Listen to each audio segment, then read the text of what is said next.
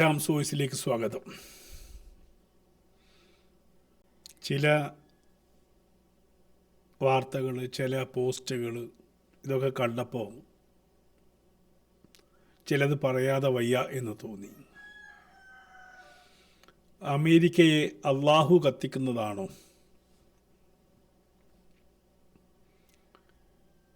ചില കോണിൽ നിന്ന് വരുന്ന സന്തോഷവും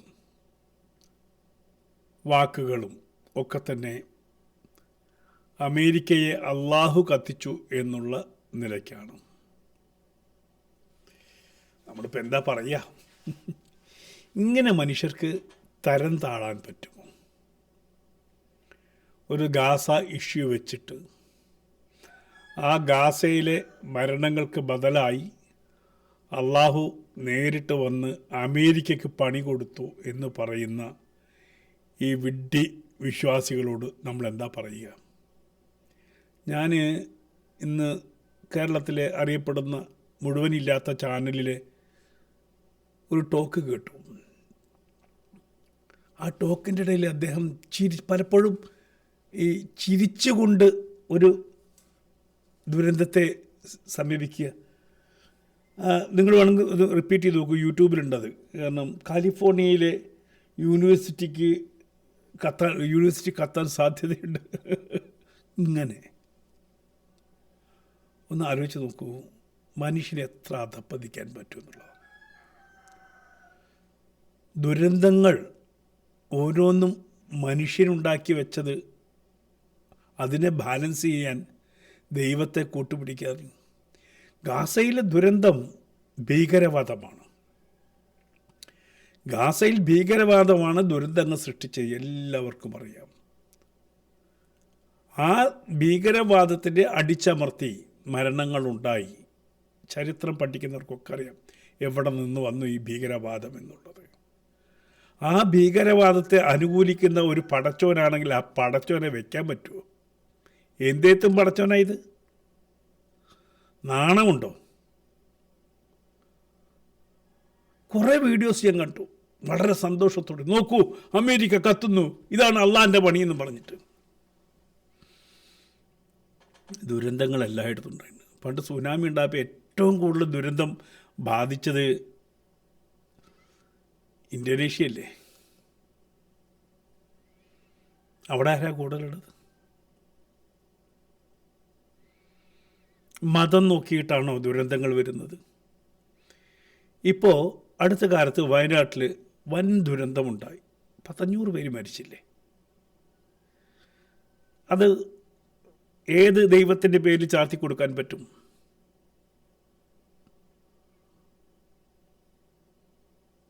നാണം കെടുന്നതിനൊരു പരിമിതിയില്ലേ?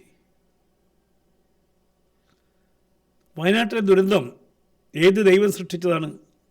അവിടെ മരണപ്പെട്ടവരുടെ മതം നോക്കിയിട്ട് വേണോ അത് നിശ്ചയിക്കാൻ? ഭൂമി ഉണ്ടായത് മുതൽ തന്നെ ദുരന്തങ്ങളും ഉണ്ടായിട്ടുണ്ട്. ഞാനൊക്കെ എക്കണോമിക്സ് പഠിച്ചതാണ്. ആ എക്കണോമിക്സിൽ പ്രത്യേകം പറയുന്നുണ്ട്, പ്രകൃതിക്ക് താങ്ങാൻ പറ്റാത്ത വിധം മാറ്റങ്ങളുണ്ടാകുമ്പോൾ പ്രകൃതി തന്നെ മനുഷ്യനെ ഒതുക്കും, ശിക്ഷിക്കും. ഇതൊക്കെ ഉള്ളതാണ്. നമ്മളൊരു കാലത്ത് എല്ലാ സീസണിലും കേൾക്കാവുന്ന, മഴക്കാലത്ത് കേൾക്കുന്നൊരു വാർത്തയായിരുന്നു പഞ്ചാബിൽ വെള്ളപ്പൊക്കം, ഹരിയാനയിൽ വെള്ളപ്പൊക്കം. ഇപ്പം അത് കേരളത്തിലെത്തി. അന്ന് നമ്മൾ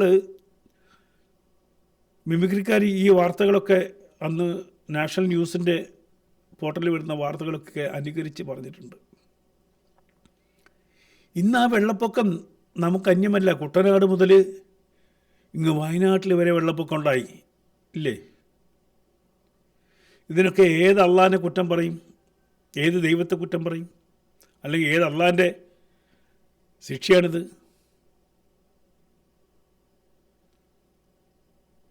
നമുക്കൊന്നും ചിന്തിക്കാൻ പോലും പറ്റൂല. ഒരു വശത്ത് പ്രകൃതി ഉണ്ടാകുന്ന ദുരന്തങ്ങൾ, അതിൽ മനുഷ്യൻ ഓടുമ്പോൾ, അല്ലെങ്കിൽ മനുഷ്യൻ പ്രാണനും കൊണ്ട് ഓടുമ്പോൾ, അതിനെ കേവലം മതത്തിൻ്റെ ഭാഗമായി അവർക്ക് കൊടുക്കുന്ന ശിക്ഷയായി ചിത്രീകരിച്ച് പുറത്തുവിടുന്ന പരമനാറികളോട് നമുക്ക് എന്താണ് പറയുക? ഇവരാണ് ഭീകരവാദികൾ, ഒരു സംശയവും വേണ്ട.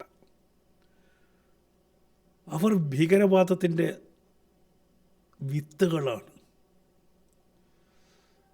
ആ പോസ്റ്റ് ഇട്ടവരെ സൂക്ഷിക്കണം.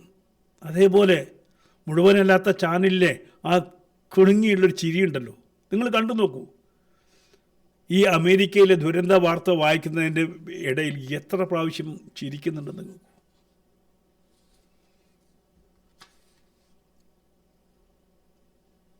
അമേരിക്കൻ മൈറ്റ് എന്ന് പറഞ്ഞുകൊണ്ട്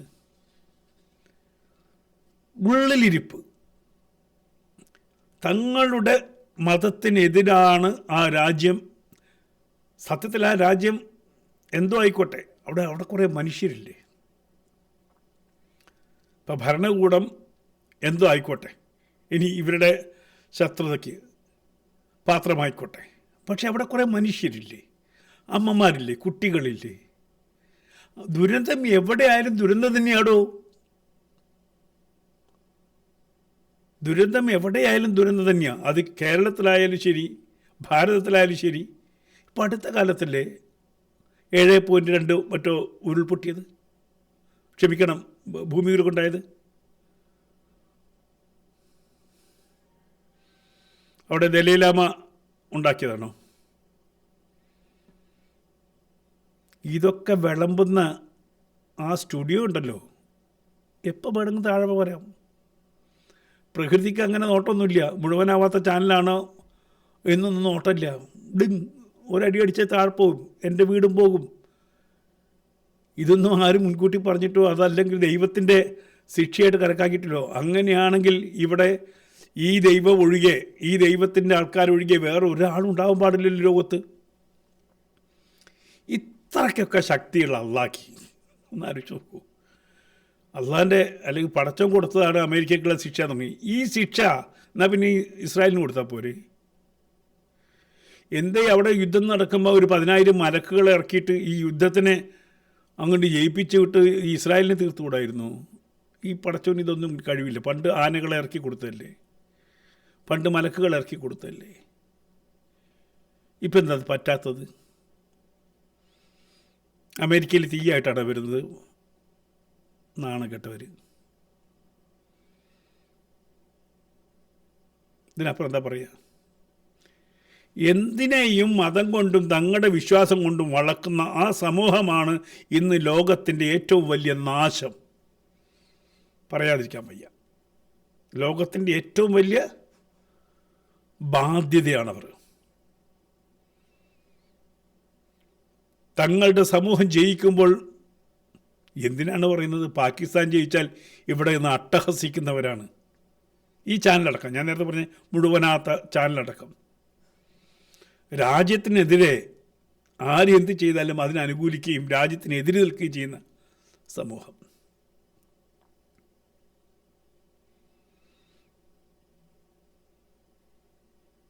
അപ്പോൾ നമ്മൾ ആലോചിച്ച്, നമ്മളിവിടെ ജാതി അല്ലെങ്കിൽ മതം വെച്ചിട്ട് മനുഷ്യൻ മരിച്ചു വീടുന്ന കണ്ടാൽ ഇവരൊക്കെ ആഹ്ലാദിക്കുമല്ലോ.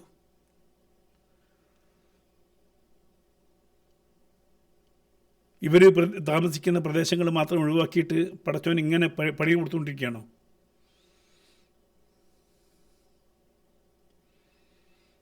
ഇതെന്ത് പടച്ചവനാ?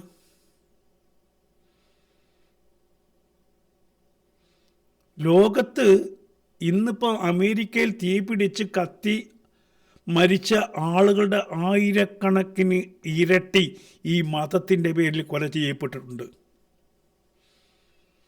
ചതച്ച് അരയ്ക്കപ്പെട്ടിട്ടുണ്ട്,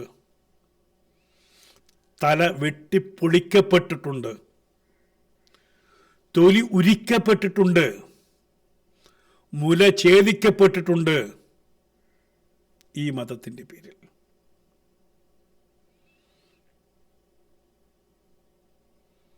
അപ്പോഴാണ് അമേരിക്കയിൽ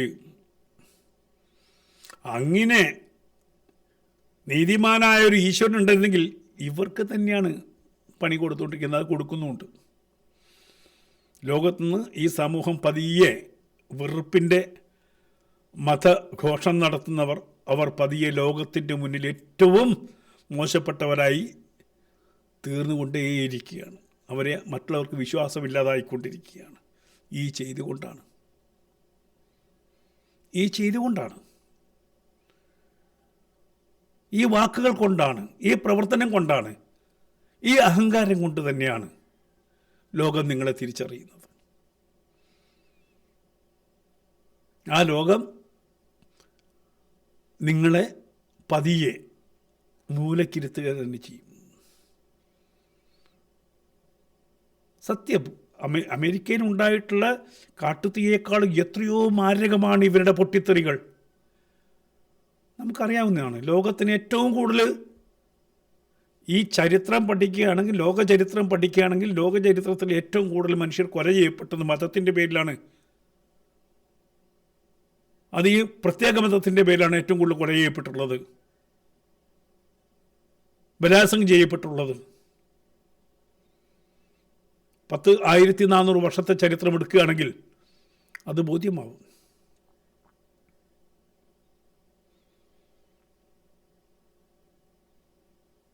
ആ ബോധ്യത്തിൽ നിന്ന് വേണം നമ്മൾ വിലയിരുത്താൻ.